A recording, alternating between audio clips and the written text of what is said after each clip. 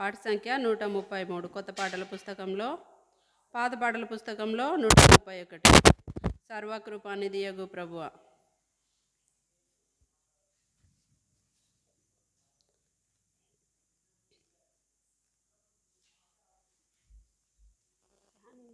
పోయేటప్పుడు పాటలు అయిపోయినాక ఆఫ్ చేసుకో.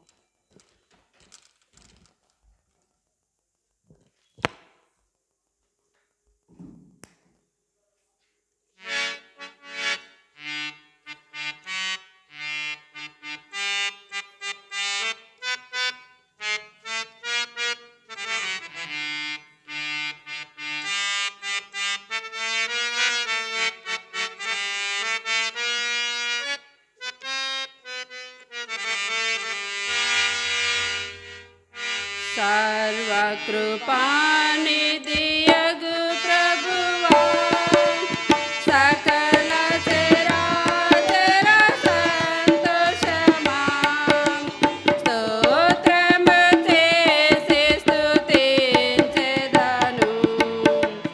సంతసముగా నిన్ను పొగడెదను. స్తోత్రము చేసి స్తుతించెదము,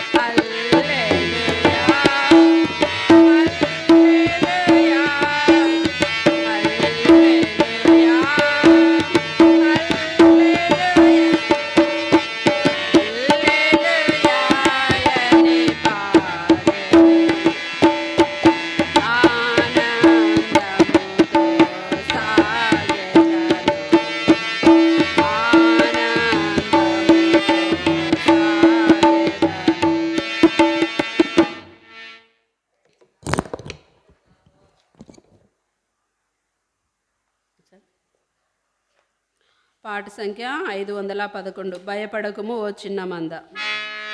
పాత పాటల పుస్తకంలో 505, కొత్త పాటల పుస్తకంలో 511.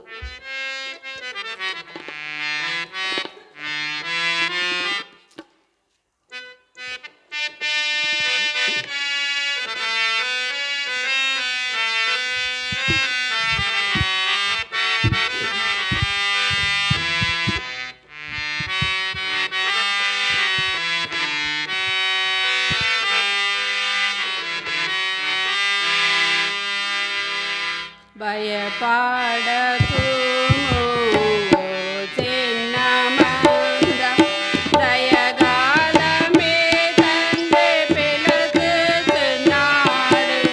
భయపడకుము ఓ చిన్న మంద, తన రాజ్యమంతా నీకియ్యగూరి, తన రాజ్యమంతా నీకియ్యగూరి.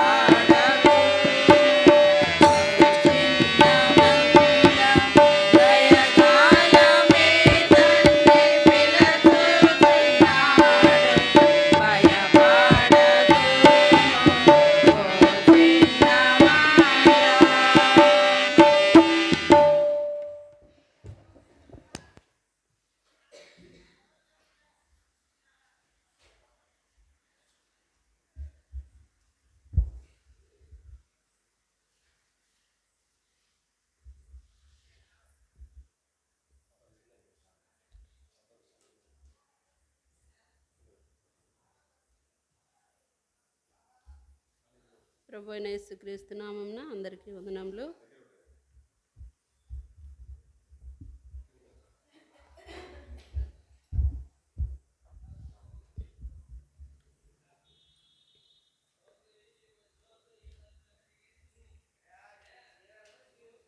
రెండవ రాజుల గ్రంథము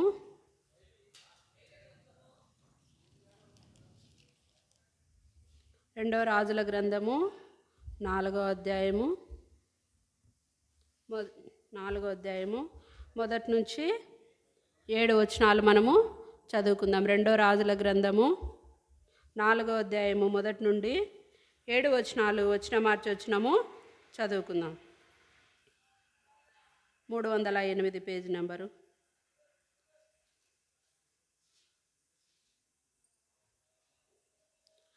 అంతటా ప్రవక్తల శిష్యులలో ఒకని భార్య, నీ దాసుడైన నా పెనిమిటి చనిపోయెను, అతడు యెహోవా యందు భక్తి గలవాడై ఉండెనని నీకు తెలిసేయున్నది. ఇప్పుడు అప్పులవాడు నా 2 కుమారులు తనకు దాసులుగా ఉండుటకై వారిని పట్టుకొని పోవుటకు వచ్చి ఉన్నాడని ఎలీషాకు మొరపెట్టగా,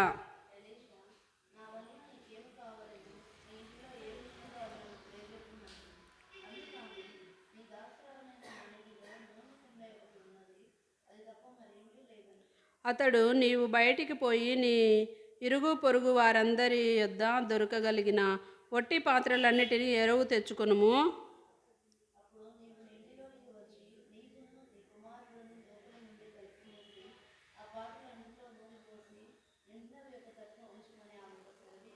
ఆమె అతని యొద్ద నుండి పోయి తానును తన కుమారులను లోపల నుండి తలుపు మూసి కుమారులు తెచ్చిన పాత్రలలో నూనె పోసెను.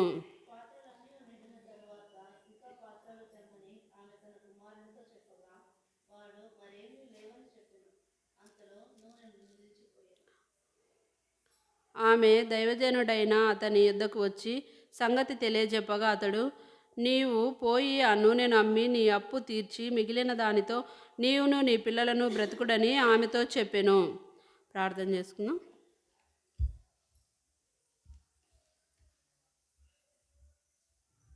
ప్రేమ నమ్మకమైన ప్రియ పరలోకపు తండ్రి, నీ ఘనమైన నామం బట్టి యొక్క రాత్రి కాల సమయంలో నీకు వందనాలు స్తుతులు చెల్లించుకుంటున్న దయగల తండ్రి. అవును ప్రభా, నీ సన్నిధానంలో నేను ఆ యొక్క నూతన సంవత్సరంలో ఇక మొదటి మాసంలో మొదటిసారిగా అవును ప్రభా సిస్టర్స్ మీటింగ్ కలిగినట్టుకు మాకు ఇచ్చిన దినతని బట్టి నీకు వందనాలు దయగల తండ్రి. అవును ప్రభా, నేను నీ యొక్క వాక్యం ద్వారా నాతో మాతో మీరు మాట్లాడుతురండి. నీ యొక్క వాక్యము 2 అంచుల ఖడ్గం లాంటిది ప్రభా. అవును ప్రభా, నేను అగ్ని లాంటిది, సుత్తె లాంటిది, సరిచేసేది ప్రభా. మా జీవితంలో మేము సరిచేయబడిన వారమై నూతన సంవత్సరంలో తండ్రి గతించిన వాటన్నిటిని, పాత వాటన్నిటిని విడిచిపెట్టి నూతనమైన తీర్మానం కలిగి ఉండినట్లు సహాయపడుతురండి. మాకు నేర్పిస్తారమని ప్రార్థిస్తున్న తండ్రి. అవును ప్రభా, మీరు తోడండి, నడిపించండి ప్రభా. నా నోటికి మీరు బూరగా ఉండమని ప్రార్థిస్తున్న తండ్రి. నన్ను కూడా బలపరచండి తండ్రి. నా సొంత తలంపుల ఆలోచనలు నా ఇష్ట ప్రకారం కాదు తండ్రి. అవును ప్రభా, మీ యొక్క పరలోకపు తలంపు ప్రకారం మమ్మల్ని నడిపిస్తారమని నీ సన్నిధిలో ప్రార్థించి వేడుకుంటున్నాను ప్రభా. మీరే కృప చెప్తారని నమ్ముతూ స్తుతిస్తూ ఈ కొద్ది సమయాన్ని దీవెనకరంగా చేయమని యేసుక్రీస్తు నామంలో స్తుతించి ప్రార్థించి అడిగి వేడుకుంటున్నాం తండ్రి.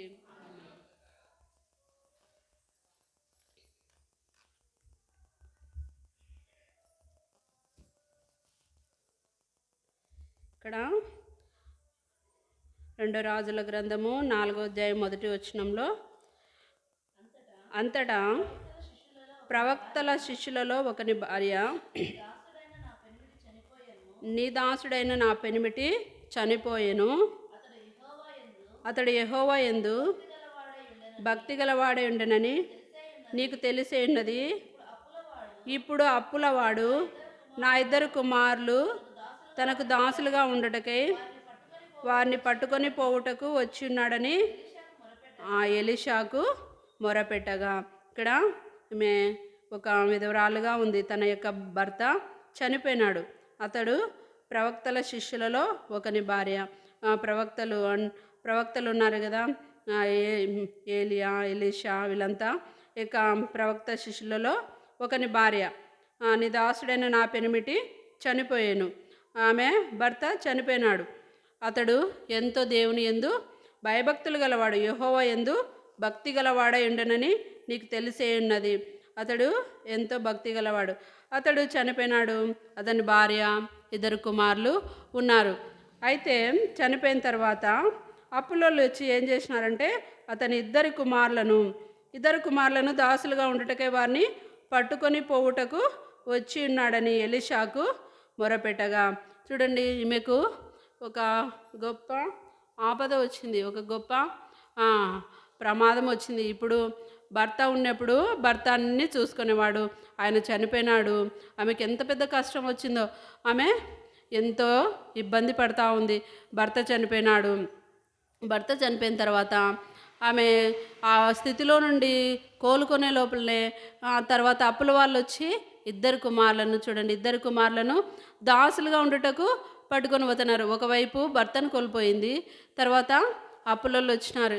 ఎవరైనా ఎక్కువ మామూలుగా లోకంలో మనం చూసుకున్నట్లయితే చెడు వ్యసనాలకు బానిసలయ్యి అన్నీ అప్పులు చేసుకొని ఉండే ఆస్తులన్నీ అమ్ముకొని అన్నీ చేసి ఏమి లేకుండా అతను చనిపోయినాడు అనుకో, అప్పులందరూ ఇంటి దగ్గరికి వచ్చారు. వాళ్ళకు కొంచెం కూడా దయా కనికరం ఉండదు. ఎందుకంటే చనిపోయినాడు, మాకు ఎవరు కడతారని వాళ్ళు వచ్చి అప్పుల వల్ల అడుగుతుంటారు. అది లోకంలో మామూలుగా జరిగేదే. అట్లనే ఈమె జీవితంలో కూడా ఒకవైపు భర్తను కోల్పోయింది, భర్త లేడు. ఆ లోటు ఎంతో ఆమె బాధలో, దుఃఖంలో, వేదనలో ఉంది. తర్వాత అప్పులలో వచ్చినారు. అప్పుల వాళ్ళు వచ్చి ఇద్దరు కుమారులను దాసులుగా ఉండుటకు, అంటే వాళ్ళ కింద ఆ పని చేయుటకు ఇద్దరిని తీసుకొని పోవటకు వచ్చినారు. అప్పుడు ఆ సమయంలో ఏం చేసింది, ఆమెకు ఒక చక్కటి ఆలోచన వచ్చింది. ఏం ఆలోచన వచ్చింది? 1వ వచనంలోని మనం చూసుకున్నట్లయితే, పట్టుకొని పోవుటకు వచ్చి ఉన్నాడని ఎలీషాకు మొరపెట్టగా. నా యొక్క భర్త దైవజనుల దగ్గర ఉంటాడు, దైవ సేవకుల దగ్గర ఉంటారు, ప్రవక్తల దగ్గర ఉంటాడు కదా నా భర్త. వారి యొద్దకు పోతాను, వాళ్ళ యొద్దకు పోతే నాకు ఏమన్నా సహాయం కలుగుతుందేమో, ఆయన ఏమన్నా నాకు మంచి ఆలోచన చెప్తాడేమో. ఒక చక్కటి నిర్ణయం తీసుకుంది ఆమె. ఎంత మంచి నిర్ణయం అంటే చాలా మంచి నిర్ణయం తీసుకుంది ఆమె. ఎవరిని, తన బంధువులను, తన ఇరుగు పొరుగు వారిని ఎవరిని ఆశ్రయించలే. అయ్యో నా కొడుకులు ఇద్దరిని పట్టుకుపోతున్నారు, అప్పులు వచ్చినారు వాళ్ళు అని ఆమె వాళ్ళ వైపు వీళ్ళ వైపు చూడలే. కానీ ఆ యొక్క ప్రవక్త దగ్గరికి వచ్చి ఏమని చెప్తుంది, ఎలీషాకు మొరపెట్టగా. చూడండి, ఎలీషా దగ్గరికి వచ్చి మొరపెడుతుంది. అయ్యా, నా ఇద్దరు కుమారులను తీసుకొని పోతున్నారు అప్పుల వాళ్ళు. నా భర్త ఎంత భక్తి గలవాడో నీకు తెలుసు కదా, ఇప్పుడు నా పరిస్థితి ఏమైంది చూడయ్యా అని వచ్చి దైవజన్ దగ్గరికి ఆమె వస్తూ ఉంది.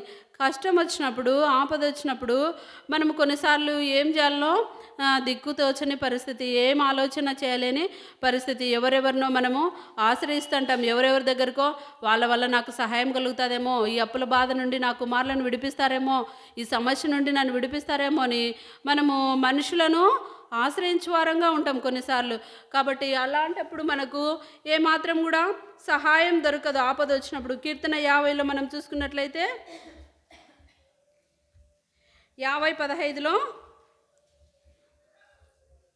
ఆపత్కాలంన నీవు నన్ను గూర్చి మొరపెట్టుము, నేను నిన్ను విడిపించెదను, నీవు నన్ను మహిమపరచదు. చూడండి ఎంత గొప్ప మాటనో. ఆపత్కాలంన నీవు నన్ను గూర్చి మొరపెట్టుము. ఇప్పుడు ఈమెకు ఆపద వచ్చింది. ఆపద వచ్చే ఎవరి దగ్గరికి వెళ్ళింది? ఈమె ప్రవక్త దగ్గరికి వెళ్ళింది. మనం కూడా మన జీవితంలో ఆపద వచ్చినప్పుడు, కష్టం వచ్చినప్పుడు, బాధ వచ్చినప్పుడు దేవుని సన్నిధానం దగ్గరికి వెళ్ళాలా. దేవుని సేవకులకు మనం చెప్పుకోవాలా, నా పరిస్థితి ఇది, నా కుటుంబ పరిస్థితి ఇది, ఇలాంటి ఆపద వచ్చింది, ప్రార్థన చేయండి నా కోసము, నా కుటుంబం కోసము, నా భర్త కోసము, నా పిల్లల కోసమని. మనము ఎన్నోసార్లు మనుషులను ఆశ్రయిస్తుంటాం, కానీ దేవుణ్ణి ఆశ్రయించలేని స్థితిలో ఉంటాం. ఈమైతే తన జీవితంలో తాను ప్రవక్త దగ్గరికి వెళ్తూ ఉంది. కాబట్టి ఆపత్కాలంన నీవు నన్ను గూర్చి మొరపెట్టుము, నేను నిన్ను విడిపించెదను, నీవు నన్ను మహిమపరచెదవు. నిజంగా దేవునికి మనం మొరపెట్టినప్పుడు ఆయన మనల్ని విడిపించే దేవుడు. అప్పుడు ఆయన నామానికి మహిమ కలుగుతుంది. ఆ శ్రమలో నుండి, ఆ బాధలో నుండి మనల్ని విడిపించినప్పుడు దేవుని నామానికి ఎంతగానో మహిమ కలుగుతుంది. మనం కూడా ఆపదలు వచ్చినప్పుడు ఆపత్కాలంన యెహోవాకు మనము మొరపెట్టు వారంగా ఉండాలి. ఇంకా మనం కీర్తనలని 55లో కూడా మనం చూసుకున్నట్లయితే 55:22 మనకు తెలిసిన లేఖన భాగమే. నీ భారం యెహోవా మీద మోపము, ఆయన నిన్ను ఆదుకొనును. మన భారాన్ని, మన కష్టాన్ని మనం మోయలేము. దేవుని మీద మోపినప్పుడు ఆయనే మనల్ని ఆదుకుంటాడు. ఏ బాధ వచ్చినా, ఏ కష్టం వచ్చినా, కుటుంబంలో ఎలాంటి పరిస్థితి వచ్చినా కూడా, అది ఎవరి మధ్య అయినా, పిల్లల మధ్య అయినా, తల్లిదండ్రుల మధ్య అయినా, భార్య భర్తల కుటుంబంలో ఏ సమస్య వచ్చినా, ఏ భారం వచ్చినా కూడా మనము ఎవరి మీద? యెహోవా మీద మోపము, ఆయనే నిన్ను ఆదుకొనును. దేవుడే మనల్ని ఆదుకునే దేవుడు. ఎన్నోసార్లు మనం చూసుకున్నాం కదా, ఒక తల్లి వాన్ని ఆదరించినట్లు నేను మిమ్మలను ఆదరించేదను.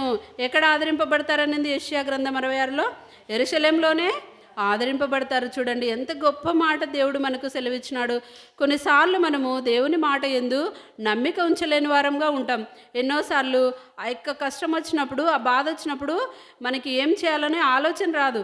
అట్లాంటప్పుడు ఎక్కడికెక్కడికో పరిగెత్తుతుంటాం. అట్లా కాకుండా వెంటనే, ప్రభా నా కుటుంబంలో ఈ పరిస్థితి వచ్చింది తండ్రి, నా కుటుంబంలో ఈ కష్టం వచ్చింది ప్రభా, ఈ సమస్య వచ్చింది నా భర్త ద్వారా, నా పిల్లల ద్వారా, నా కుటుంబ సభ్యుల ద్వారా ఈ సమస్య వచ్చింది ప్రభా అని వెంటనే మనం మోకాళ్ళొంగి ప్రార్థన చేయాలా. మన భారం అంతా కూడా ఆయన మీద మోపాలి. అప్పుడు దేవుడు మనల్ని ఆదుకునే దేవుడు. యెరూషలేములోని మీరు ఆదరింపబడెదరు. ఒకని తల్లి ఆదరించినట్లు, తల్లి ఏ విధంగా ఆదరిస్తారో ఆ విధంగా దేవుడు మనల్ని ఆదరించే దేవుడుగా ఉన్నాడు. ఇంకా మనము చూసుకున్నట్లయితే యాకోబు పత్రికలో కూడా ఈ వాక్యం కూడా మనకు తెలిసిన లేఖన భాగంలో, శ్రమ కలిగినప్పుడు ఏం చేయాలంటే మనము 5వ అధ్యాయము 13వ వచనం, మీలో ఎవరికైనాను శ్రమ సంభవించినా అతడు ప్రార్థన చేయవలెను. శ్రమలు, ఆపదలు, బాధలు, కష్టములు ఇవన్నీ కూడా అన్నీ ఒకటే. కాబట్టి మనకు శ్రమ వచ్చిందా ఏం చేయాలంటే మనము ప్రార్థన చేయవాలని. ఎవరికైనా సంతోషం కలిగినా కీర్తనలు పాడాలి. చూడండి, శ్రమ వచ్చే ప్రార్థన చేయాలి. ఈ స్త్రీ కూడా ఏం చేసింది, ఇక ప్రవక్త శిష్యులలో ఒకని భార్య, ఆమె కూడా ఏం చేసింది, శ్రమ వచ్చినప్పుడు దేవుని దైవజనుడైన ఎలీషా యుద్ధకు, ఆ యొక్క ప్రవక్త యుద్ధకు వెళ్తూ ఉంది. ఇంకా మనం చూసుకున్నట్లయితే కీర్తనలలో కూడా 118లో కూడా 118:8లో కూడా చూడండి ఎంత మంచి మాటను, మనుషులను నమ్ముకొనుట కంటే యెహోవాను ఆశ్రయించుట మేలు. రాజులను నమ్ముకొనుట కంటే యెహోవాను ఆశ్రయించుట మేలు. మనకు శ్రమ కలిగినప్పుడు మనము ఎవరిని నమ్ముకోకూడదు, మనుషులను నమ్ముకోకూడదు. యెహోవాను ఆశ్రయించుట మనకి ఎంతో మేలు, ఎంతో మనకు క్షేమం, ఎంతో మేలుకరంగా ఉంటుంది. మనము మనుషులను ఆశ్రయించకుండా శ్రమ కలిగినప్పుడు, బాధ కలిగినప్పుడు ఆయనను ఆశ్రయించినప్పుడు దేవుడు మనకు సహాయం చేసే దేవుడుగా, మనకు మేలు చేసే దేవుడుగా ఉంటాడు. ఇక్కడ ఇంకా మనం చూసుకున్నట్లయితే 2 రాజులు 4వ అధ్యాయంలో 2వ వచనంలో, ఎలీషా నా వలన నీకేం కావలెను, నీ ఇంటిలో ఏమి ఉన్నదో అది నాకు తెలియజెప్పుమనెను. అందుకామె, నీ దాసురాలైన నా ఇంటిలో నూనె కుండ ఒకటి ఉన్నది, నూనె కుండ తప్ప నా ఇంటిలో ఏం లేదయ్యా, ఏమి లేదు, అన్నీ సమస్తం కూడా కోల్పోయింది. భర్త చనిపోయినాడు. కుటుంబ పరిస్థితి అప్పుడు ఎంతో కఠినంగా ఉంటుంది కదా. కొందరు స్త్రీలు అసలు భర్తలు ఉన్నప్పుడు వాళ్ళు ఎక్కడికి పంపించకుండా సమస్తమును వాళ్ళకు అన్నీ కూడా సమకూర్చి పెడుతుంటారు. అట్లాంటి సమయంలో ఆ భర్త చనిపోతే ఆమెకు ఏం చేయలేని పరిస్థితి, బయటికి వెళ్ళి ఏం తెచ్చుకోలేని స్థితి, అలాంటి దారుణమైన స్థితిలో ఉంటారు. ఈమె పరిస్థితి కూడా ఏముంది, ఇంట్లో ఒక్క నూనె కుండ తప్ప ఏమీ లేదంట ఆమె కూడా. అందుకు ఎలీషా ఏమంటాడంటే, నీకు ఏం కావాలమ్మా నా దగ్గరకు వచ్చినావు అంటే, నీ ఇంటిలో ఏమున్నది, ఏముందమ్మా నీ ఇంట్లోని ఎలీషా అడుగుతున్నాడు. అంటే ఆమె ఏం చెప్తుంది, అందుకు ఆమె, నీ దాసురాలైన నా ఇంటిలో నూనె కుండ ఒకటి ఉన్నది, అది తప్ప మరేమి కూడా లేదనెను. చూడండి, ఆ నూనె కుండ ఉంది, ఆమె ఇంటిలో నూనె కుండ మాత్రమే ఉంది. ఆ యొక్క నూనె కుండ మన జీవితంలో మనం కూడా వాక్యంను మనం కలిగి ఉండాలి మన ఇంటిలో, మన హృదయంలో. అప్పుడైతే మనము ఆ యొక్క వాక్యంను మన ఇంటిలో, మన హృదయం అంతా కూడా దేవుని వాక్యంతో నిండబడినప్పుడు మనకు ఎలాంటి శ్రమలు వచ్చినా కూడా, ఏ బాధ వచ్చినా కూడా, అందుకే నా యందు మీరును మీ యందు నా మాటలు నిలిచి ఉండిన యెడల మీకు ఏది ఇష్టమో అడుగుడు. యోహాను సువార్త 15వ అధ్యాయంలో 7వ వచనంలో, నా యందు మీరును మీ యందు నా మాటలు నిలిచి ఉండిన యెడల మీకు ఏది ఇష్టమో అడుగుడి, అది మీకు అనుగ్రహింపబడిన. చూడండి, ఈమె ఇంటిలో ఏముంది? నూనె కుండ ఉంది. మన ఇంటిలో ఏముండాలి? దేవుని వాక్యం ఉండాల. మన ఇంటిలో ఏముంది? దేవుని వాక్యంతో మన ఇల్లు నింపబడాల. క్రైస్తవ సునాద గీతములు వినబడాలంట మన ఇంట్లో నుంచి ఏం వినబడుతున్నాయి? మనం ఒకసారి పరీక్షించుకున్నట్లయితే మన ఇంటిలో ఏమున్నది, మన హృదయంలో, మన హృదయం అనే ఇంటిలో ఏమున్నదని ఒకసారి పరీక్షించుకోవాలి. ప్రభా, నీ యొక్క వాక్యంతో నన్ను నింపయ్యా, నీ యందు నేను నిలిచి ఉండేటట్లు నాకు సహాయం చేయ. ఇక నూతన సంవత్సరంలో నా జీవితాన్ని నేను ఒక నూతనంగా ప్రారంభించుకోవాలి ప్రభా. ఇక మొదటి సిస్టర్స్ మీటింగ్ కొరకు నన్ను నడిపించినావని మనం కూడా ప్రార్థన చేసుకోవాలి.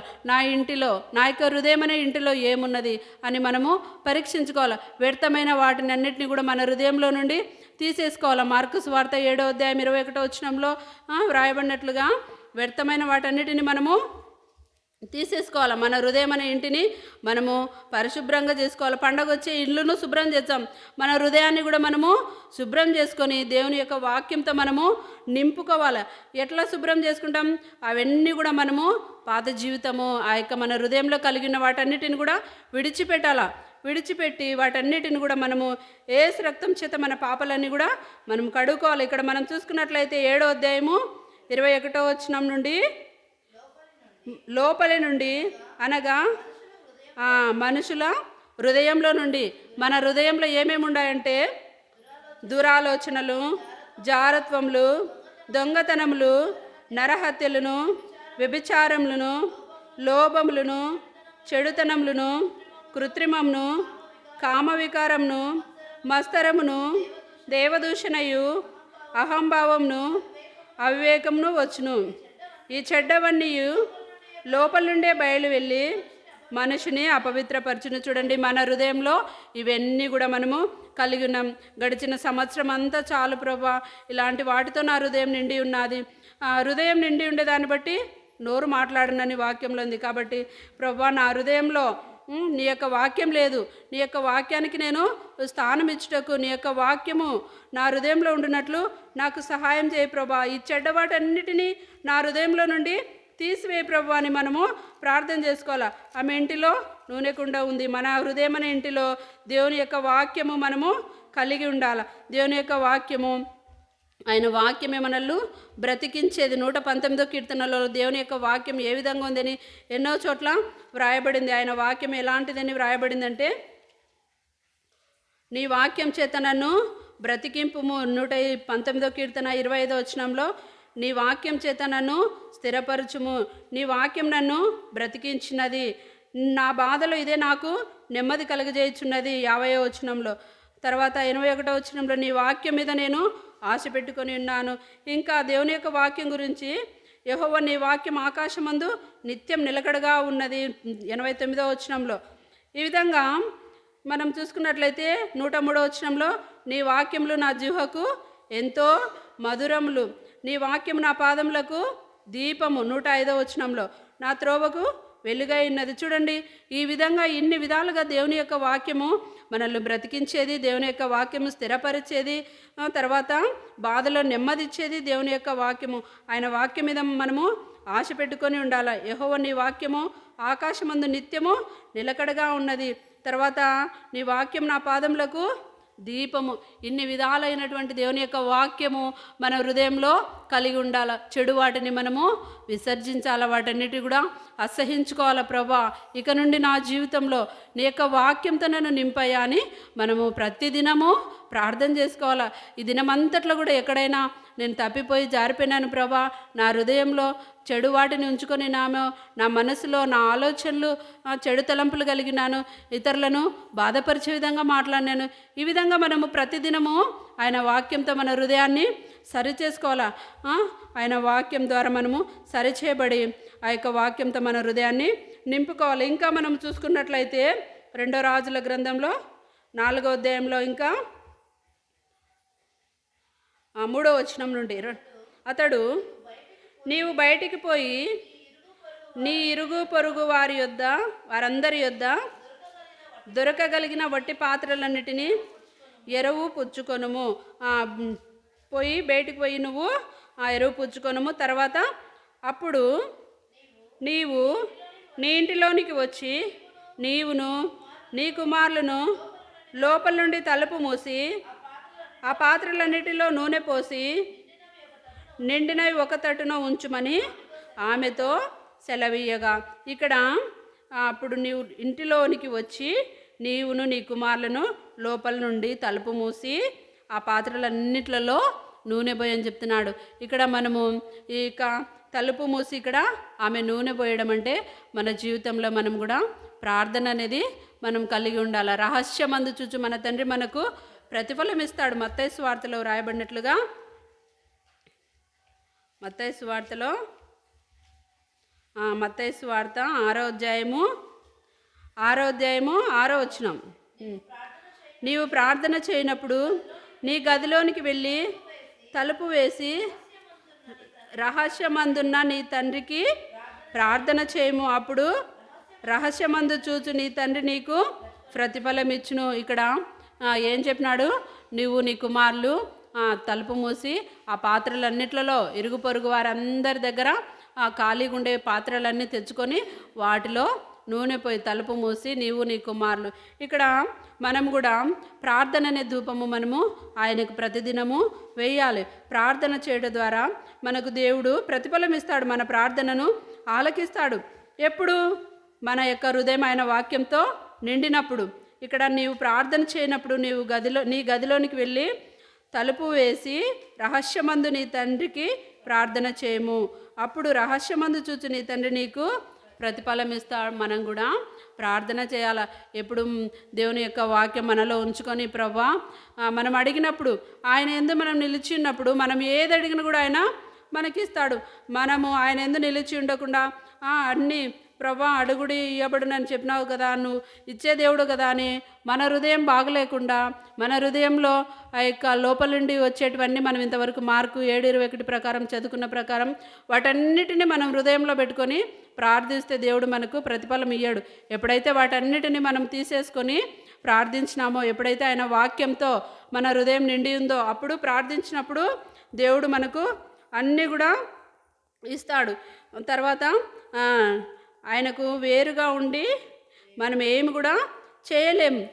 ఎవడైనా నా యందు నిలిచిండిన ఎడల వాడు తీగ వలె బయట పారవేయబడి ఎండిపోను. చూడండి, దేవుని యందు మనం 7వ వచనంలో నా యందు మీరును మీ యందు నా మాట నిలిచిండిన ఎడల మీకు ఏది ఇష్టమో అడుగుడి.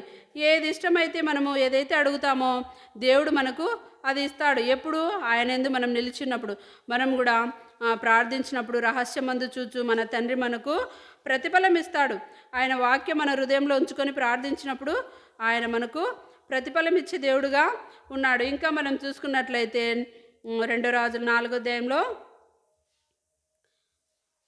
ఆమె అతని యొద్ద నుండి పోయి తానును కుమారులను లోపల నుండి తలుపు మూసి కుమారులు తెచ్చిన పాత్రలలో నూనె పోసెను.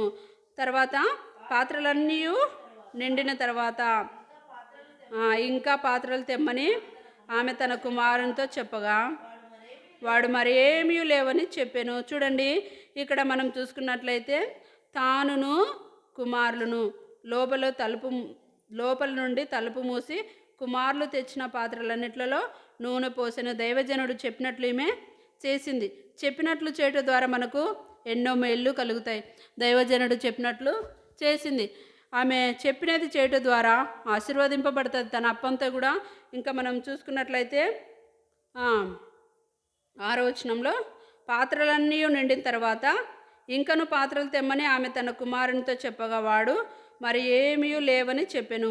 అంతలో నూనె నిలిచిపోయాను. ఆమె దైవజనుడు అతని యొద్దకు వచ్చి సంగతి తెలియజెప్పగా అతడు నీవు పోయి ఆ నూనెను అమ్మి నీ అప్పు తీర్చి మిగిలిన దానితో నీవును నీ పిల్లలను బ్రతుకుడని ఆమెతో చెప్పాను. చూడండి, దైవజనుడు చెప్పినట్లు ఈమె చేసింది.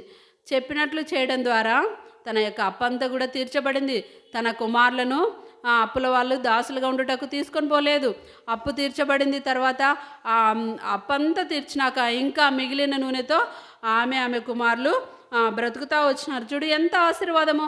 దేవుని మాట వినటం ద్వారా మనకి ఎంతో ఆశీర్వాదం. ఎన్నోసార్లు మనము యొక్క వాక్యం చూసుకుంటూ వచ్చినాం. ఆయన ఆజ్ఞలు పాటించడం ద్వారా, ఆయన మాట వినటం ద్వారా, పొట్టేళ్లకు అర్పించట కంటే బలులు అర్పించట కంటే మాట వినట శ్రేష్టము. దేవుని యొక్క మాట వినట ఎంతో శ్రేష్టం. ఆయన మాట వినట ద్వారా, చెప్పినది చేయటం ద్వారా. అందుకే యోహాను సువార్తలో కానాను వివాహంలో ఆ ద్రాక్షరసం అయిపోయినప్పుడు యేసు తల్లి ఏం చెప్తుంది? ద్రాక్షరసం అయిపోయిందని చెప్పినప్పుడు అమ్మ నా సమయం ఇంకా రాలేదని చెప్తాడు. తర్వాత ఆయన మీతో చెప్పునది చేయుడి అని యొక్క మరియమ్మ చెప్తుంది. ఆయన మీతో చెప్పునది చేయుడి.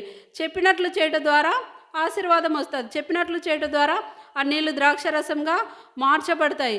అనేకులు ఆ యొక్క విందు పాలు పొందుతారు. ఆ విధంగా మన జీవితంలో ఎన్నోసార్లు మనం దేవుని వాక్యానికి లోబడని వారంగా, దేవుని వాక్యం చెప్పినది, దేవుని వాక్యం ఉన్నది ఉన్నట్లు మనము ప్రవర్తించలేని వారంగా మన జీవితంలో ఉంటూ మనం ఆశీర్వాదంలో కోల్పోతుంటాం. దేవుడిచ్చే గొప్ప బహుమానాలు మనం పొందుకోలేకపోతుంటాం మన జీవితంలో. ఈ విధంగా మనము ఇక నూతన సంవత్సరంలో ఒక మంచి తీర్మానం కలిగి ఉండాలి. ప్రభువా నువ్వు చెప్పినట్లు నేను చేస్తాను. ప్రభువా ఈమె ఏం చేసింది? దైవజనుడు చెప్పినట్లు చేసింది. ఏంది నా తీసుకుపోయి ఇరుగు పొరుగుండే కుండలన్నీ తెచ్చి దాంట్లో నూనె వేయని చెప్తున్నాడే, ఎట్లా వచ్చేది నూనె అని ఆమె అనుకోలేదు. వెళ్ళి తలుపు మూసుకొని ప్రార్థన చేసుకొని ఏం చేసింది?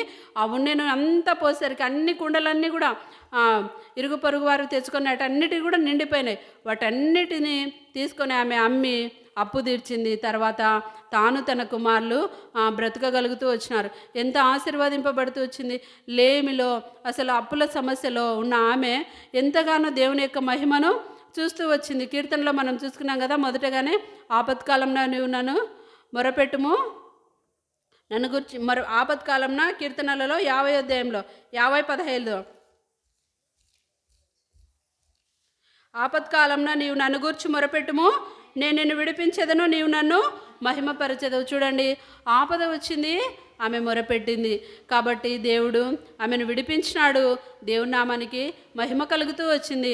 మన జీవితంలో మనం కూడా ఆపద వచ్చినప్పుడు దేవుని సన్నిధిలో మొరపెట్టినప్పుడు ఆయన మనల్ని విడిపించేవాడుగా ఉన్నాడు. మనుషులను మనం ఆశ్రయించకుండా శ్రమ వచ్చినప్పుడు, బాధ వచ్చినప్పుడు ఆయన సన్నిధిలో మోకాళ్ళొంగి మనము ప్రార్థించినప్పుడు మన యొక్క బాధ నుండి, శ్రమ నుండి దేవుడు విడిపించేవాడుగా ఉన్నాడు. ఇంకా రెండవదిగా ఆమె ఇంటిలో ఏముందని చెప్పినాము? నూనె కుండ ఒకటింది. మన హృదయం, మన ఇంటిలో దేవుని వాక్యము మన హృదయంలో మనం కలిగి ఉండాలి. మన ఇంటిలో దేవుని వాక్యాన్ని కలిగి ఉండాలి. మన ఇంటిలో ఎప్పుడు మనము ఏం కలిగినామో మనము పరీక్షించుకోవాలి. మన ఇంట్లో ఎప్పుడు చూసినా కూడా టీవీలు ఆడుతూనే ఉంటాయి, సీరియళ్ళు, సినిమాలు మన ఇంట్లో ఎప్పుడు కూడా అవి ఆడుతూనే ఉంటాయి, నాన్ స్టాప్గా ఆడుతూనే ఉంటాయి. ఆ విధంగా కాకుండా ప్రభువా నీ గురించి నా మాటలే, నీ యొక్క వాక్యమే నా ఇంటిలో, నా హృదయంలో ఉండేటట్లు నాకు సహాయం చేయి ప్రభువా అని ఇక నూతన సంవత్సరంలో తీర్మానం చేసుకుందాం. ఎప్పుడైతే దేవుని వాక్యం మన హృదయంలో ఉన్నదో అప్పుడు మనం ప్రార్థించినప్పుడు దేవుడు మన ప్రార్థన ఆలకిస్తాడు. తర్వాత ఆమె కుండలన్నిట్లో కూడా నూనె పోసింది. తలుపు మూసుకొని తన కుమారులు తాను ఇంటిలోకి వెళ్ళి తలుపు మూసుకొని నూనె పోసింది. ఆ విధంగా మన జీవితంలో మనం కూడా ప్రార్థన చేయాలి. మన పిల్లలను మనం ప్రార్థనలో కూర్చోబెట్టుకోవాలి. మన కుటుంబ ప్రార్థన కలిగి ఉండాలి. మన వ్యక్తిగత ప్రార్థన మనము కలిగి ఉండాలి.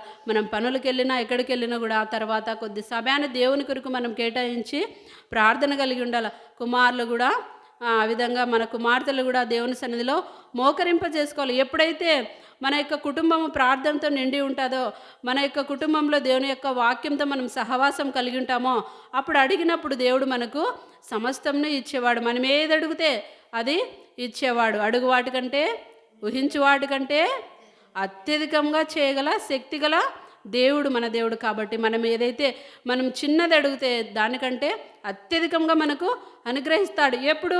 ఆయన యందు మనము నిలిచి ఉన్నప్పుడు, మన కుటుంబం అంతా కూడా దేవుని యందు భయభక్తులు కలిగి ఆయనతో మనము సహవాసము చేసినప్పుడు. ఆ విధంగా తర్వాత దైవజనుడు చెప్పినట్లు ఆమె చేసింది. దైవజనుడు చెప్పినట్లు చేయటం ద్వారా ఏమైంది? ఆశీర్వదింపబడుతూ వచ్చింది. అప్పు తీర్చబడింది. తన కుమారులను దాసులుగా వాళ్ళు తీసుకొని వెళ్ళలేదు అప్పులవారు.